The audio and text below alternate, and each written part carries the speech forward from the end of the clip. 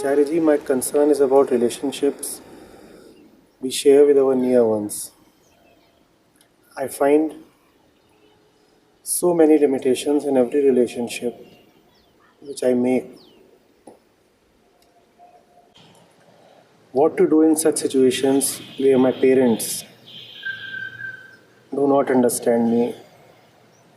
What to do to have them understand me?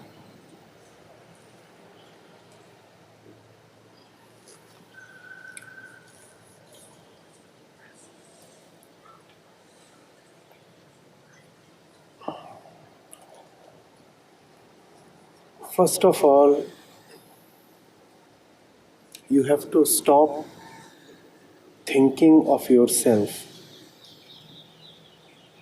primarily, fundamentally, as a daughter or a son.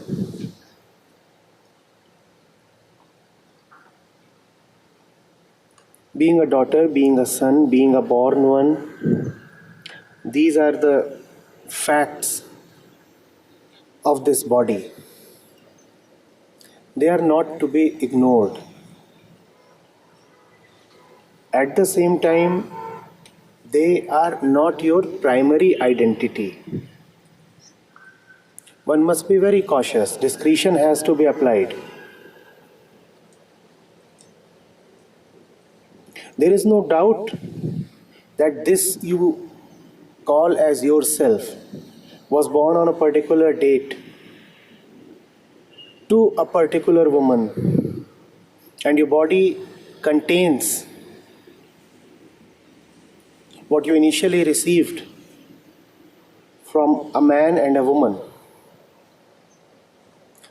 That must be acknowledged, and for that you must remain grateful. At the same time, and more importantly, your essence does not come from anywhere, any person's.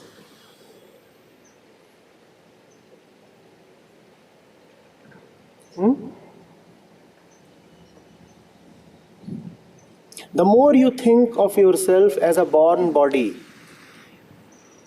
the more you will have to comply with all bondages that this bodily world has imposed upon you. Look at the world around. What do you see? What is this? Huh? It's a body. Have you ever seen anything in the world except bodies? What is that river? It's a body of water. Is it not? What do you call it? A water body.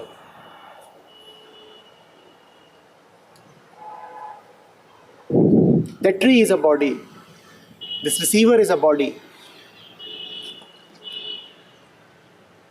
Body. Body. Ah. Such a vast collection of bodies.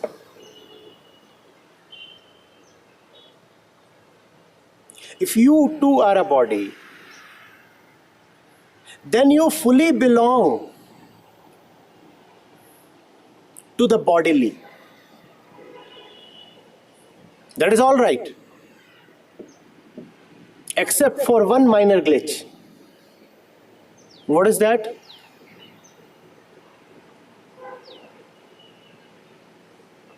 Freedom has no body. Show me the body of freedom. The question that you have raised is crying for freedom. The question that you have raised is crying for rightness. Dharma. Truth. That's what you're asking for, right? In fact, love and compassion too are hidden in what you're asking. You don't want to hurt your mother. Show me the body of love and compassion. Come on.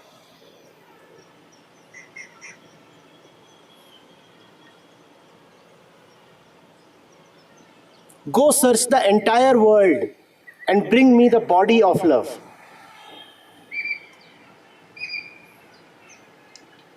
Would you? Would you find it anywhere? This world or any other world? This planet, this solar system, this galaxy, this universe, all multiverses.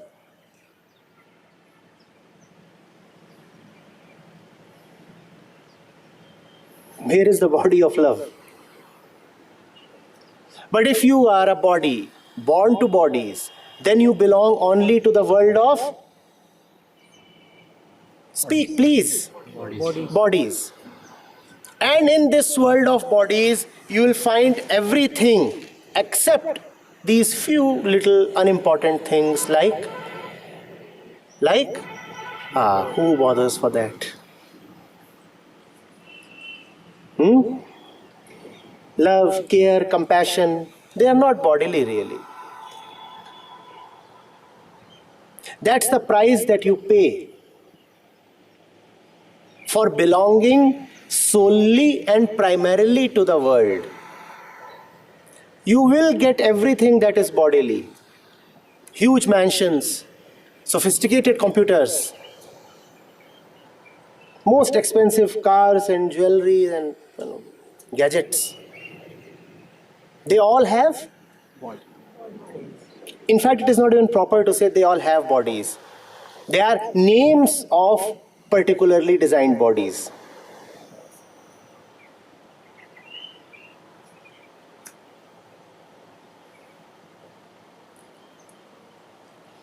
Anybody here who cares for love and freedom? Please raise your hand.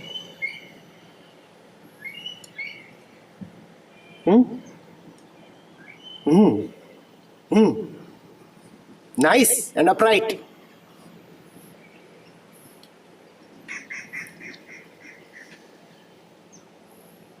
The message is clear.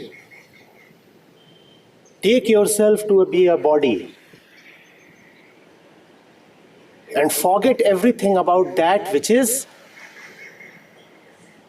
not bodily.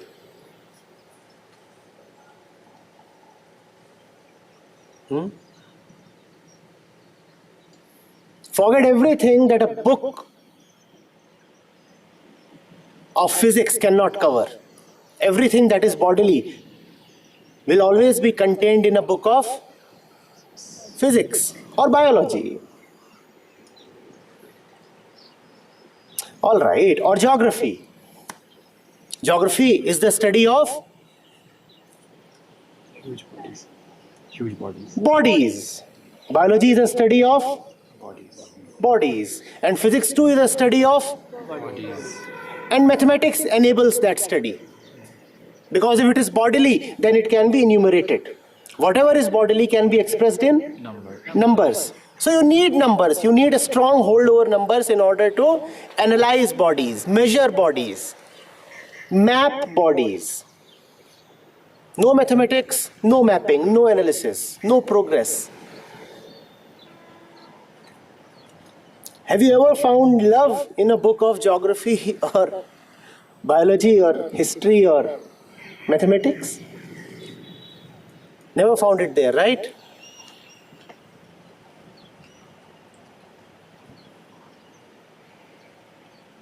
Getting it?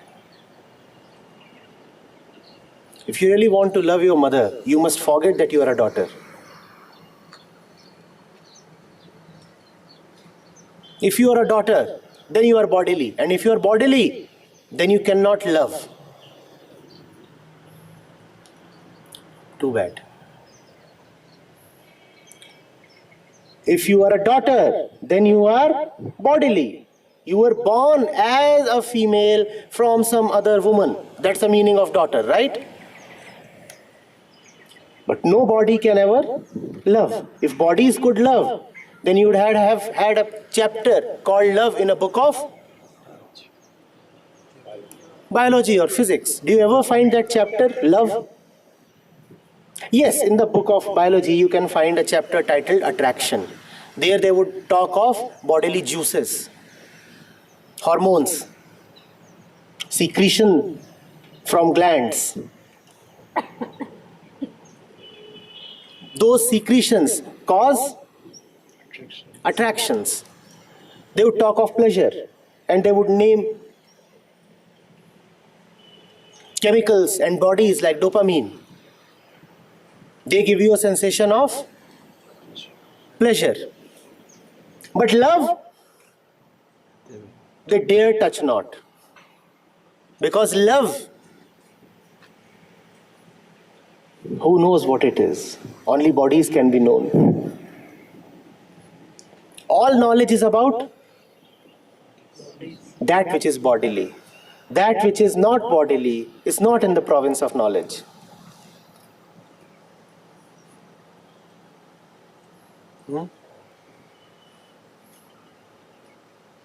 You are not a daughter. And even if you are a daughter, that cannot be your first identity. That has to be a secondary, a tertiary identity. First of all, you just are. You aren't anybody, you just are. That's freedom. Freedom from being anybody. Anybody.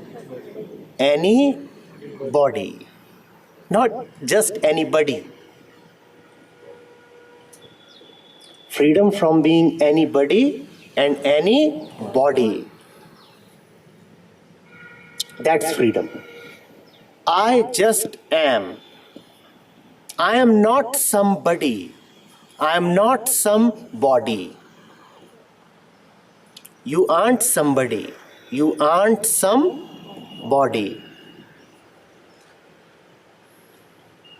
I just am. And when you just are, that is absolute freedom.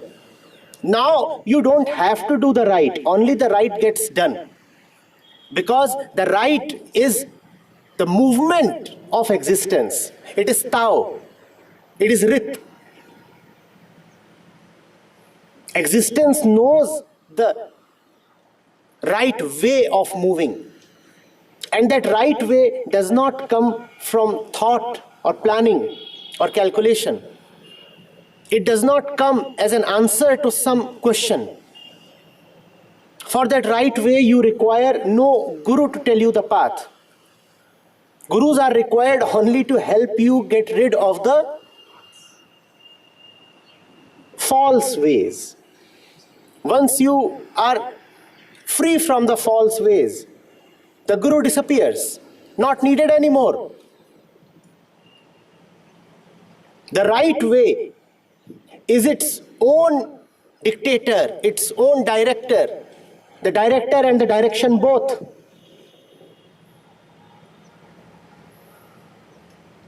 Are you getting it?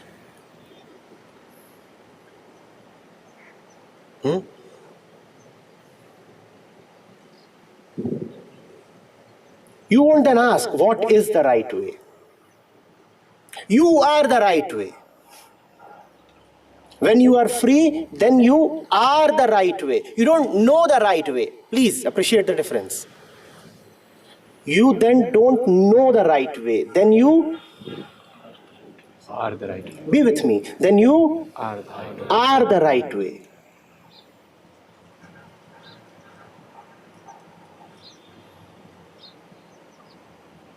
It's a crude example, but there is a difference between picking up this tumbler, sipping, versus breathing. In an approximate sense, you could say you do the drinking, whereas you are the breathing. Approximately, just as an indicator. Understand the difference.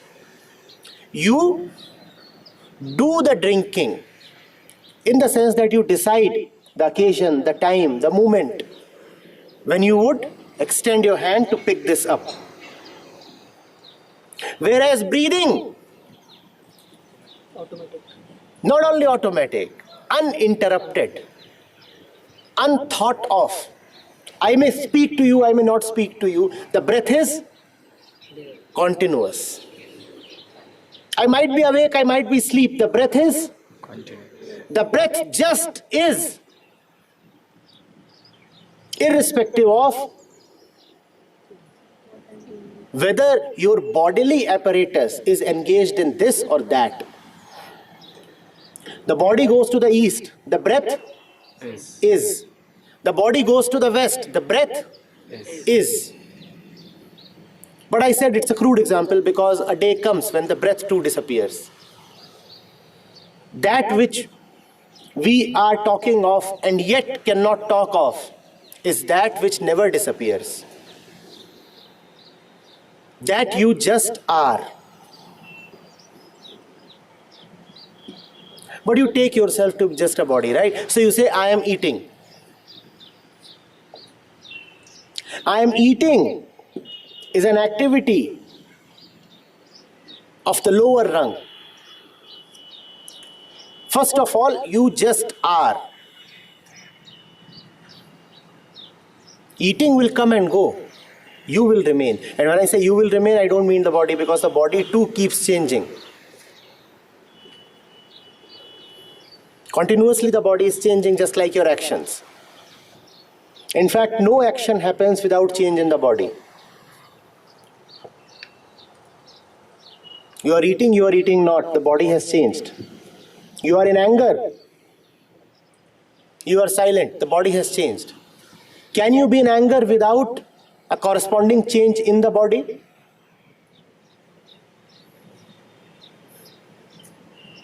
You are in shade, you are in the sun, the body has changed.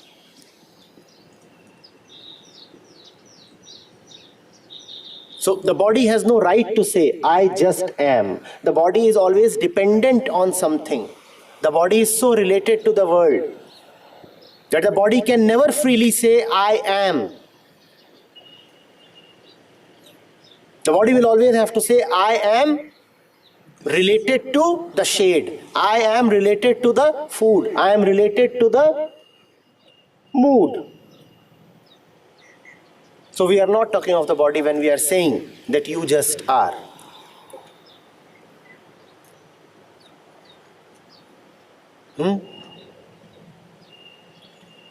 When you know that you just are, you know how to deal with bodies. In other words, when you know that you are not merely the body, then you know how to look at all bodies. Firstly, learn to look at your own body. Then you'll also know how to look at the bodies of your parents. Because you are terribly identified with the physical self, which you take to be born, which you take to be maturing, which you take to be ripe, which you take to be decaying, which you take to be mortal. So you also look at the bodies of your parents in the same way.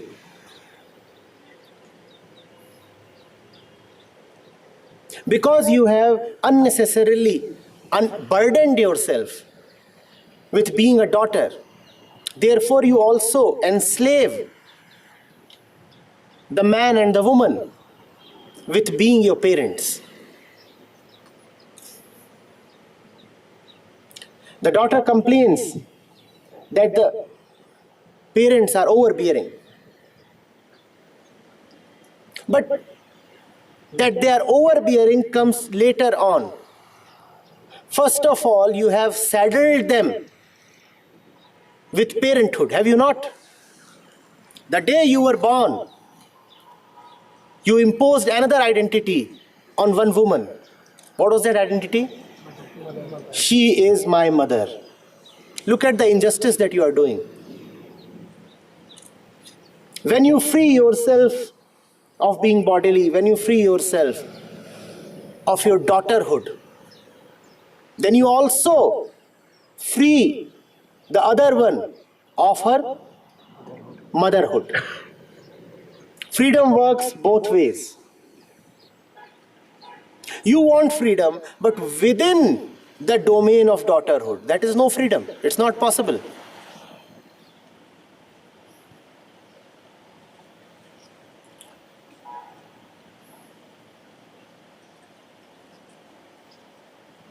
That which you are, your mother too is. That which you are, your father too is. I like to say that really we are all just brothers and sisters. There are no parents or offsprings here.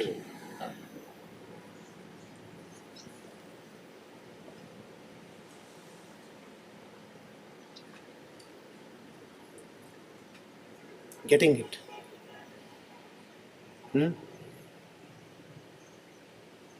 You are taking minor things to be too important. Maybe your parents are 25, 30 years elder to you. Does that really matter? What is the age of the universe? What is the age of the universe? Billions. 13 billions. How important then is the 25 years gap? But you say, no, she has a lot of experience. I'm just a youngster. Seriously? How much is the difference between 8 and 10 when you compare them to infinity? The two of you are just sisters. Maybe she's the elder sister. That's okay. And when you look at her as a sister, then you can really be compassionate. Then you can really be helped and help. Don't enslave yourself, don't strangulate yourself with these accidental identities.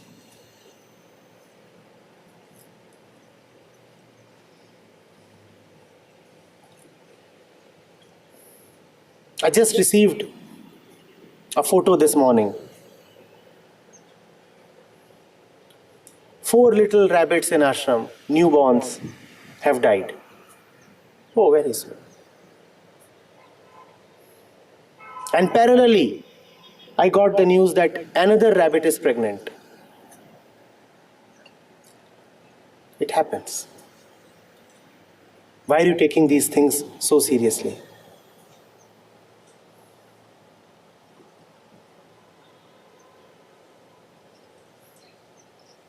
There is something beyond birth and death.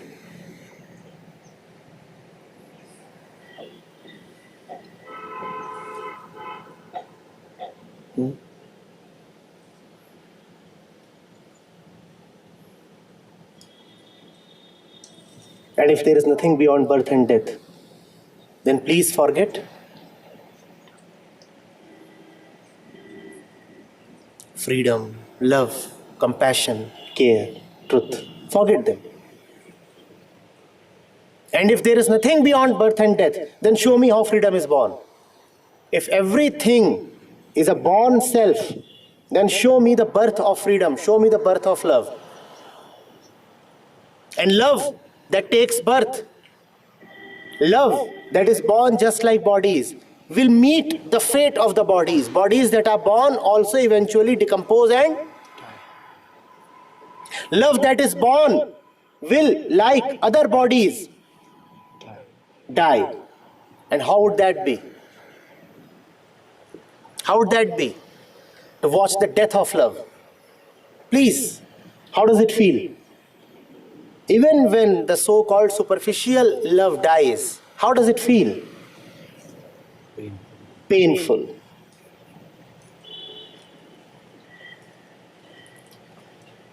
Please be immersed in that love which is never born, which does not belong to the domain of bodies. That love will never die. And in only that love is there security. Otherwise, you will remain so insecure about your love. Have you seen lovers? There are hardly other people as insecure as lovers. You might be leading an otherwise reasonably secure life, But the day you fall in love, you start thinking about the longevity of your love. You start wondering whether the lover would stay or leave. You may act as if you are steeped in sureness, as if you know that love is immortal. But somewhere within, you are always doubtful and curious. What is happening at the other end? Whom is he seeing? Why is he not returning in time? So you take vows, don't you? So you want a legal commitment. So you even want a financial security.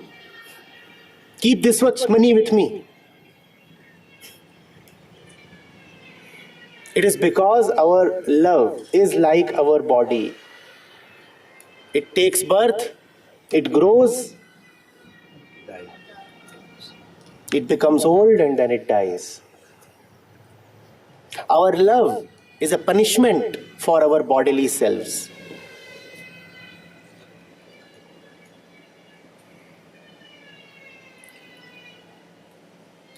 Look, just look. Don't look as a daughter. Look at your father. Look at your mother. Not as a daughter. Look clearly. Look sharply. Great realization, some great care will arise from your heart.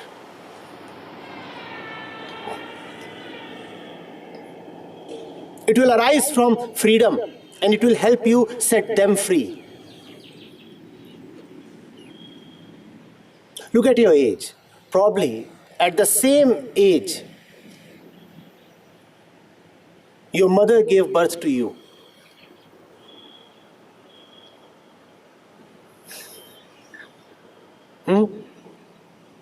Around the same age.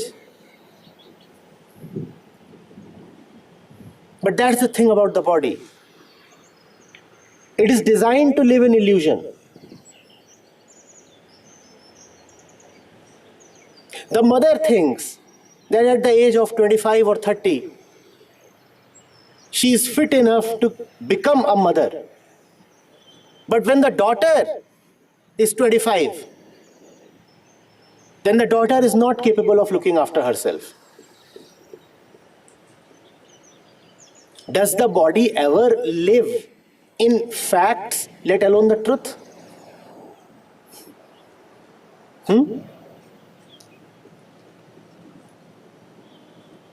The 20-year-old feels like a 50-year-old after a breakup. And the 50-year-old feels like a 20-year-old after getting hitched. Does the body ever live in the fact? The body is just prone to illusions.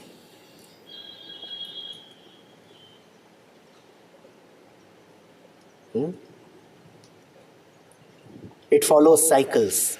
Truth follows no cycles. In that there is just composure, stillness, stability, and independent existence.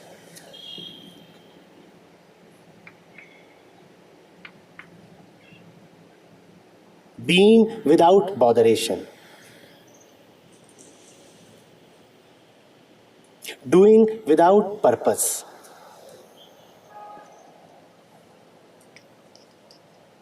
Being without a base.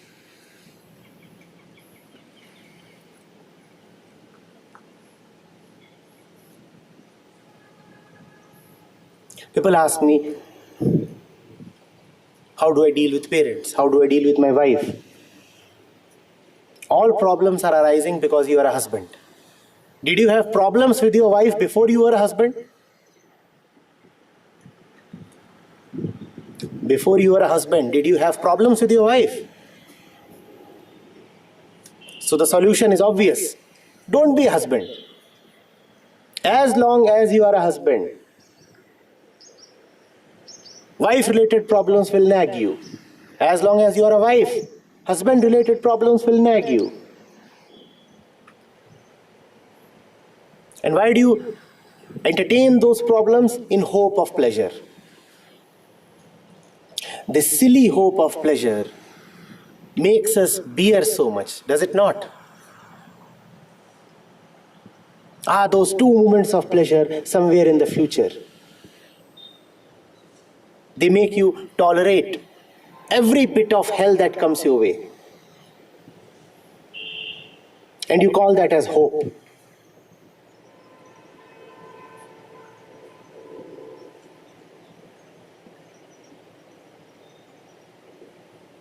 You call that as patience.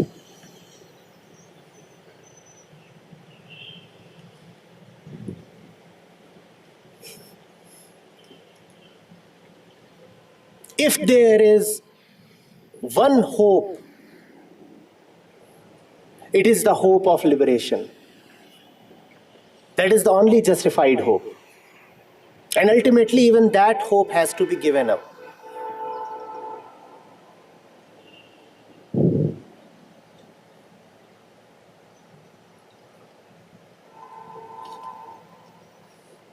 To remain as a body is to forever live in the hope of getting that which is beyond the body.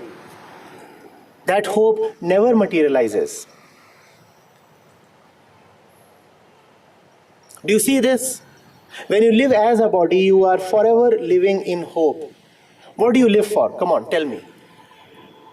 What do you really live for? What is the one thing that your dry eyes are waiting for?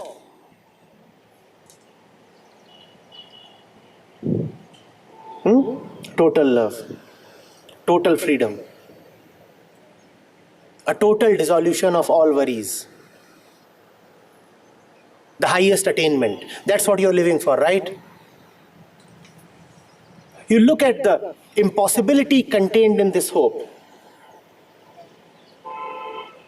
Remaining so much bodily, so very bodily, you are hoping for something that is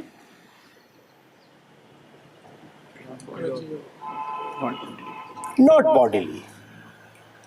This hope, will it ever materialize?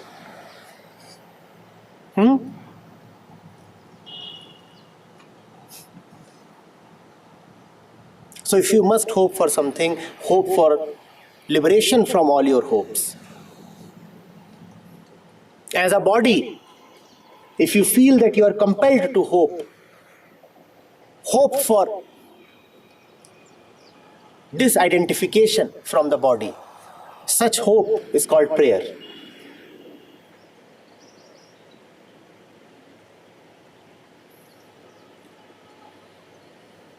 You are not being asked to give up something precious, please.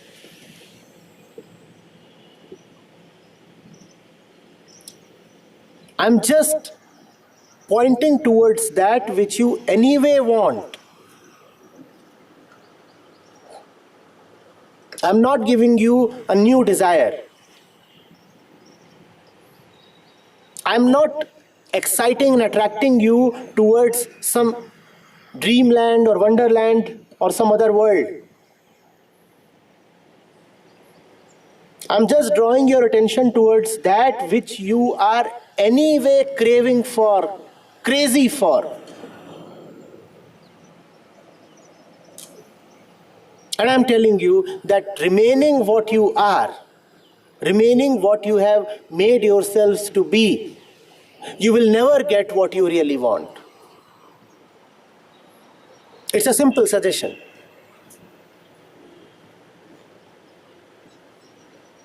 What you desire is made impossible by what you have compelled yourself to remain as.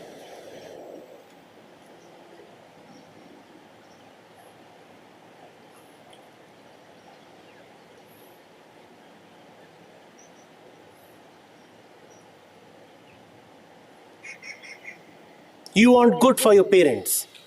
You have made that impossible by remaining a daughter.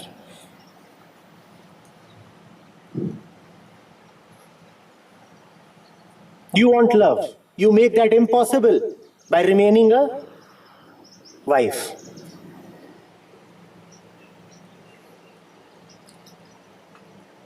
For once, learn to relate to that man not as a wife, not as a woman. And then you will know what it means to really unite. But it sounds so difficult, right? You will say, if I'm not a woman, what relationship will remain between me and the man? Because the two of us got together, first of all, due to the sexual chemistry. He was a man, I was a woman. Both were attracted to each other. And if he's no more a man and I'm no more a woman, then there would remain no relationship. That is not true. At least give the possibility a chance. Why are you so sure?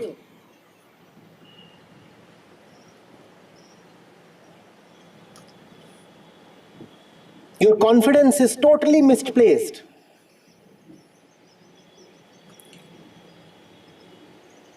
No man ever is really looking for a woman. The man is looking for fulfillment. Don't you see that? He thinks that fulfillment will come via a woman, so he goes to the woman. No woman ever is hankering after a man. The woman really wants completeness. She is misled into thinking that completeness can be attained through a man. So she attaches herself to the man. The man and the woman are not really ends. They are being used as mediums. And the medium is false. It's a road that appears promising in the beginning, but soon you hit a dead end. That's the medium. It does not take you very far.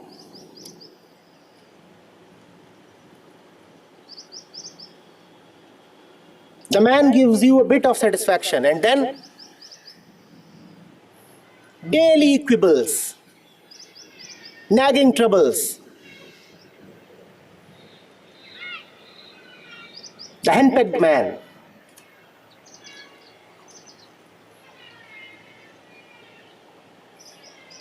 The boisterous woman.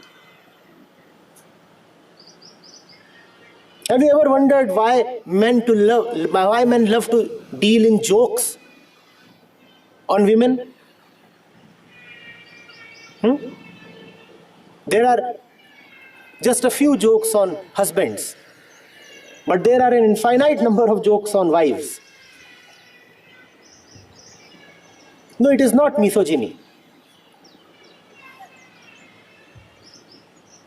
There is a spiritual truth contained in those jokes. The fact is, the man really did not get what he was looking for. The same thing happens with women too. It's just that they don't express it so much through jokes.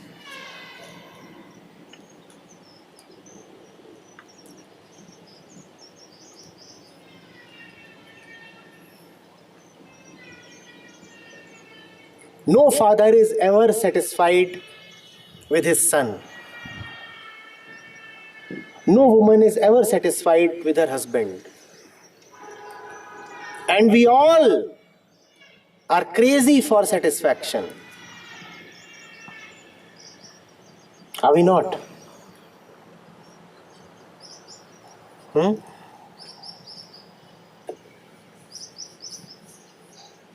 Please release yourself.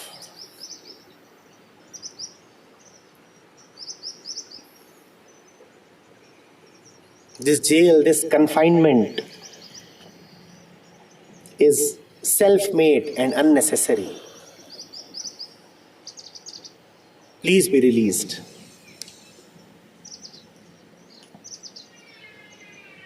And that does not mean any of those scary things. I know detachment and renunciation and letting go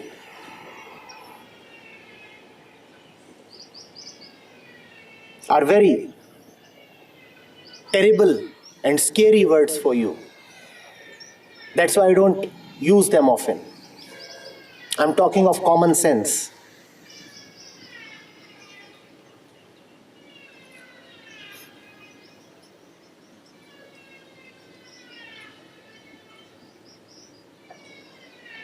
I'll repeat, freedom has no, so it will never be available to bodies. The maximum that a body can get is another body. The stone can be drenched in the water, which means one body has met another body. So the maximum that a body can meet is another body. But if you want freedom, then it is impossible for a body. Show me how a body can meet something that is non-bodily. Can it? Come on, can it? A stone can be kept on a table. What has happened? One body has met another body. A stone can be crushed in a crusher. What has happened? One body has been destroyed by another body. What you call as destruction is nothing but a change in form. Still, there is no freedom. You can decorate a stone or you may crush a stone. In either case, is there freedom? You can start worshipping the stone as a deity. Or you can put the stone in a urinal. In either case, the poor stone is just a stone. There is still no freedom.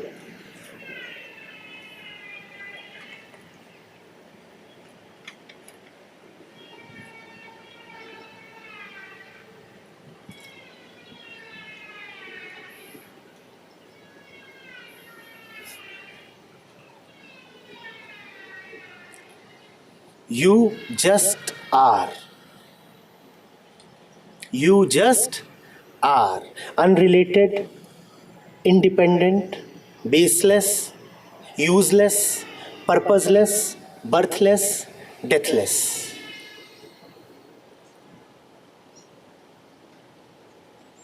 Nowhere are you coming from and nowhere do you have to go.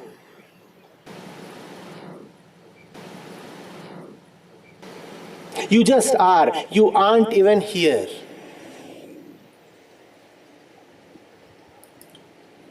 You are not sitting here. You just are. You aren't 20 years of age. You just are. And you aren't 50 years of age. You just are.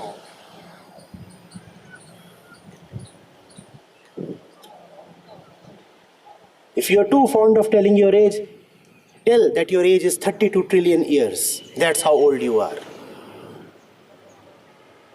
And if you do not like being so old, just state that your age is 1 second. You are just born.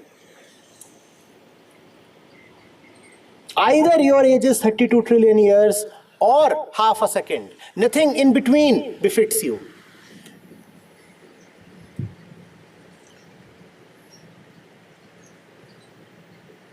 Why not simply say, I have no age? Either you are not even here or you are present in every bit of the entire universe. Why confine yourself to a narrow spot?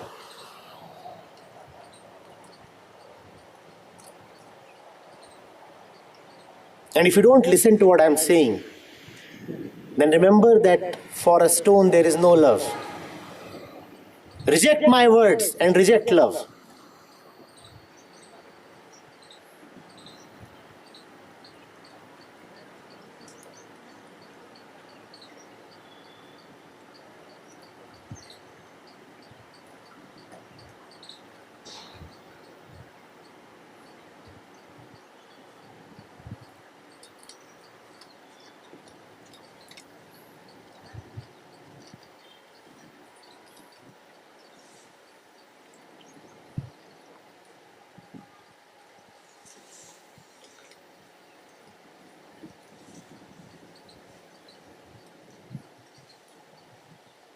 when you hear your name,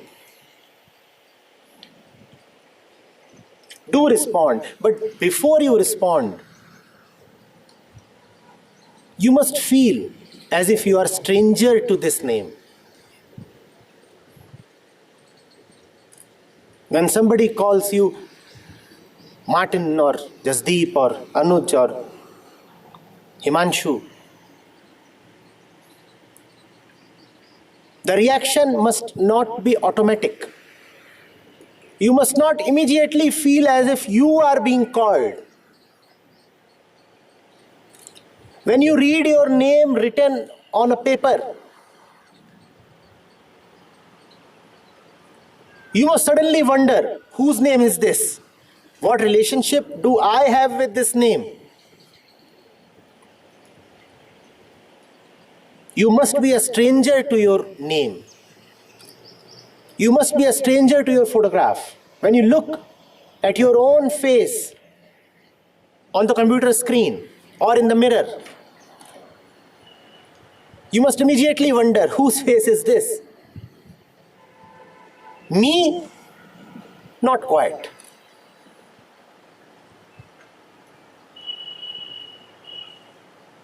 And then, as an afterthought, you may just agree, oh, that's me. But that should not be your first response. I hope I'm able to convey. It's subtle. The agreement that the one in the mirror looking back at you is you must come after a second. It must be secondary. The first thing must be wonderment. Who is that? Do I know him? Or do I know her? Huh. Silly. Looking at me.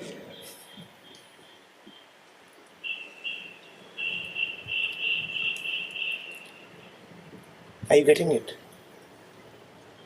Don't be so one with your name that freedom becomes impossible.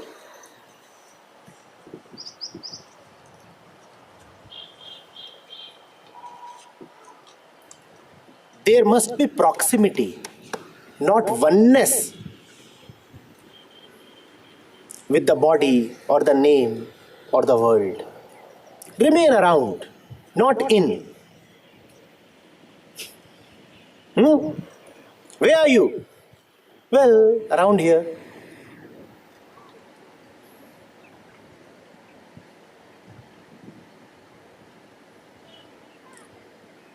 When somebody asks your name, say, they call me Anuj. That's entirely different from I am Anuj. And it's stylish as well.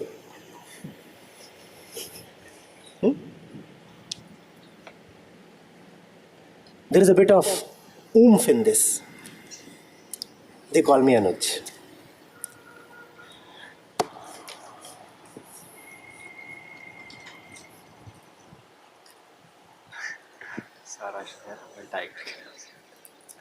सारा शहर मुझे tiger के नाम से।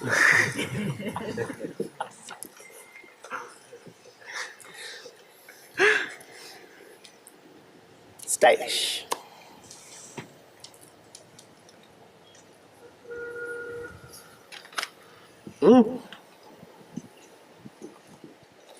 Or you may call me Jasdeep. You can't do any better than that, that's why.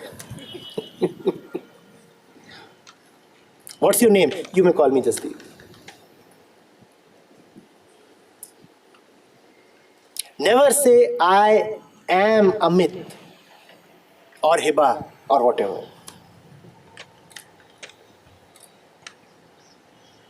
It's just a linguistic trick, yet it helps.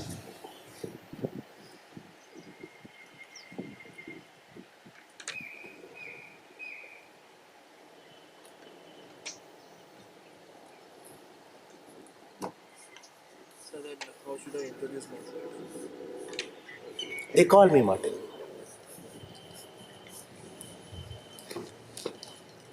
People live on gross levels. They won't usually even appreciate what you have just said. And if there is somebody fine enough to inquire further, then reveal the secret to him. He deserves to know. Tell him. And if there are people who don't even inquire, let them be satisfied with crumbs. Let them be satisfied with the gross and the false.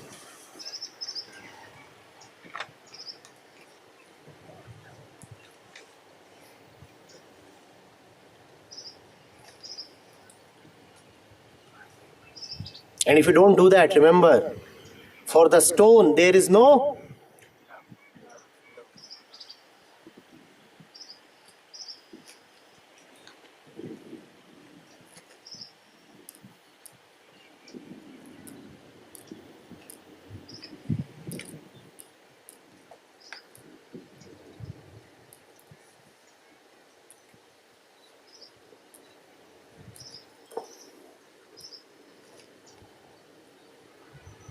when an Ashtavakra speaks,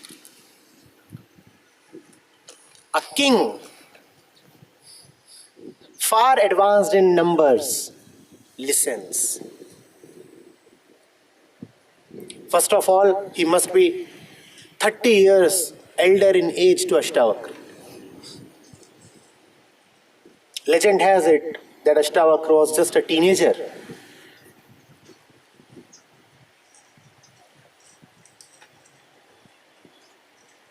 when he revealed the Ashtavakra Gita to Janaka. Just a teenager. And Janak is a king. King and elderly both. Advanced in age and advanced in worldly possessions.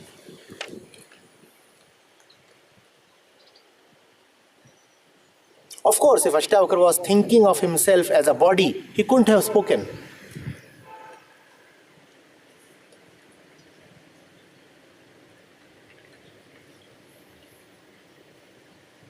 Bhishma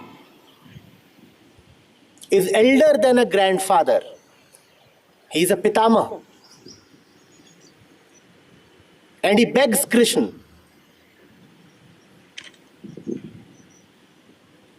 to bless him with true knowledge on his deathbed. Obviously, he is not pretending. The old man is dying. And he is requesting Krishna, kindly tell me a few things. Before this body dies, bless me with your words.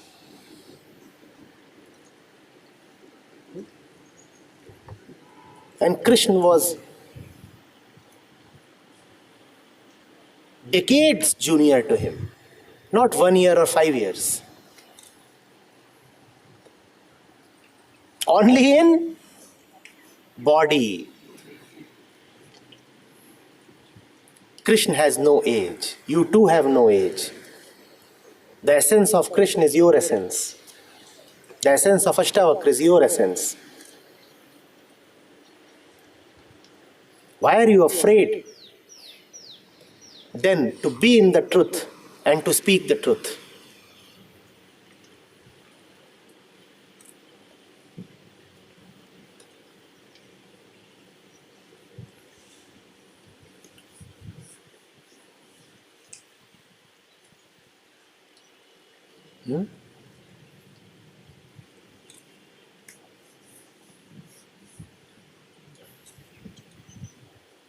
Was Jesus an old man when he was crucified?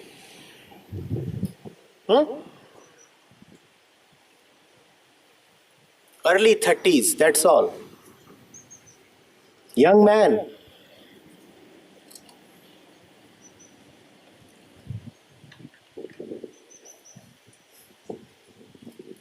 You could say raw. You could even say impetuous. Raw, brash, wild, uncaring, unyielding. but you don't judge a Jesus. And certainly you don't judge a Jesus by his age.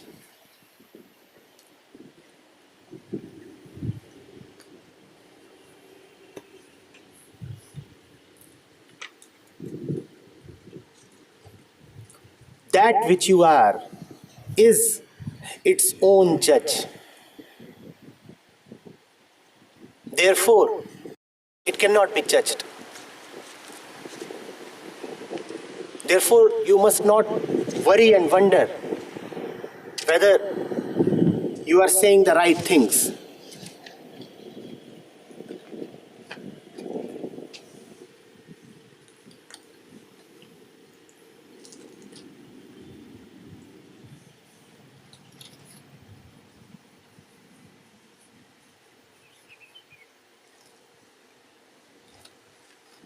Be bold, be uncaring.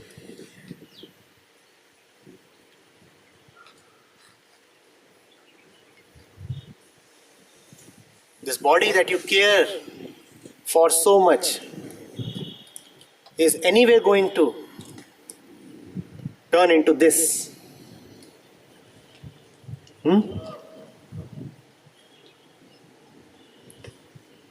What do you care for so much?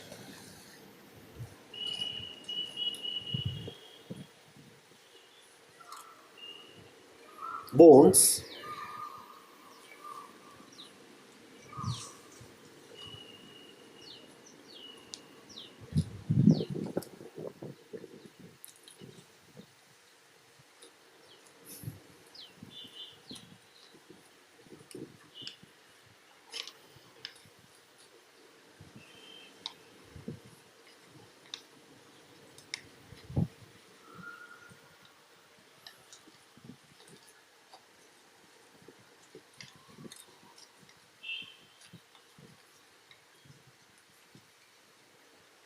You are like someone who cannot embrace life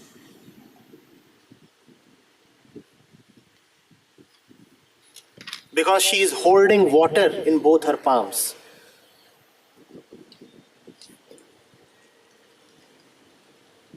My hands are not free. What am I holding? Water. For how long will you hold the water? For how long can you keep doing this? Even if you show immense patience, the water would dry down. But because your arms are not free, you cannot embrace life. You are saying, I can't greet life. I'm responsible, I'm caring. Don't be so responsible.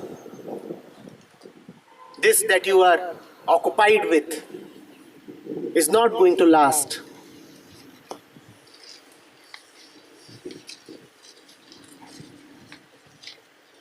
And because of this, you are missing out on so much.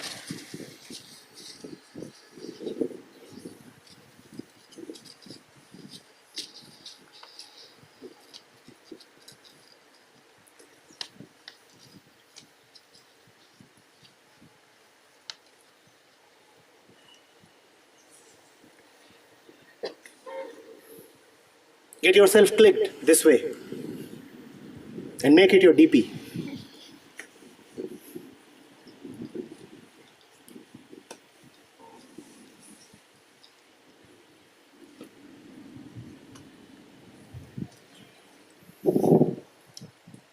Trying to save water in my palms